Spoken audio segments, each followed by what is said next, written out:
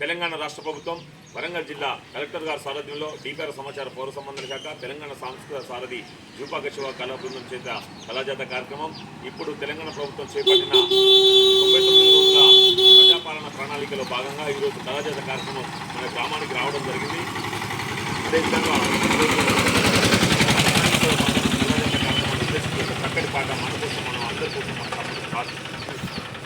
కాంతి పథకముతోని అన్నో మా